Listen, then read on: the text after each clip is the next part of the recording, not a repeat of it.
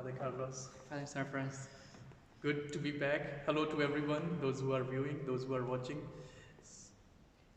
Hello to all of you. We are back with you, and today we were reflecting on how this year is ending. We're at the end of this year, last month, and it's actually, most people are actually very glad. Very happy. I'm very happy about that. Yes. That please, let's get done with it. Let's get done, yeah. Has been a challenging year, so Yes, it was. we join all others who are glad that is about to end, and we're hoping and praying for a much better 2021. Yes, with that hope. So somebody said that every ending has a beginning, Yes. and every beginning has an ending. Yes. Well, as Father, you mentioned very nicely that as we are ending towards the calendar year, and we are moving with the great hope, into the new beginnings. So it just take me to the childhood, like when we were little, it was always asked us, whenever you cross the road, there are three things you have to always remember. That first of all, you stop, and then you look, and then you go. So you stop, and You look, and you go. You go. When you stop because there could be a car, right? It could be, yeah. A car Any going traffic. by, any traffic. Yeah. So first you stop, then you look, make sure it's safe, It's safe. Yes. and then you proceed. Yes. And that's an analogy that for our life, we're about to end this year, and it's good. Every ending, like you say, before we begin something, it's good to stop.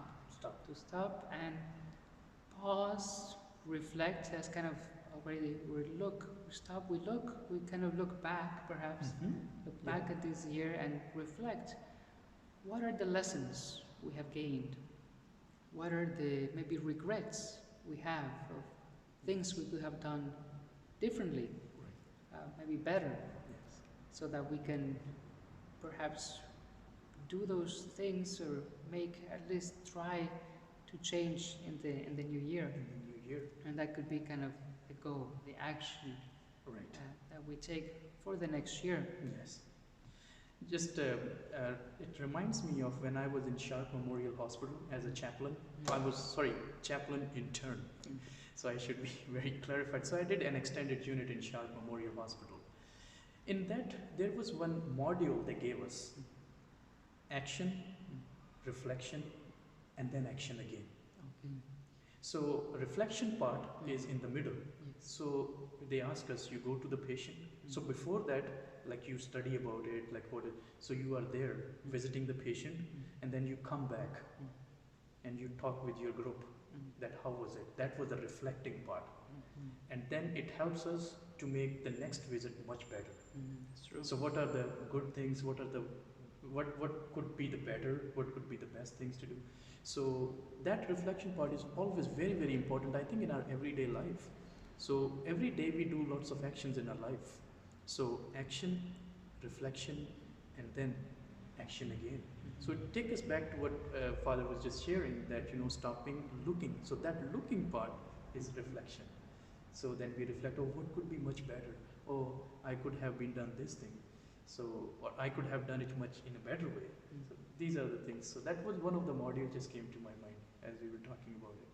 And if just to connect, with our previous talks, if I could bring up relationships, we could reflect how were our relationships, our family especially, our community, how did we do this year?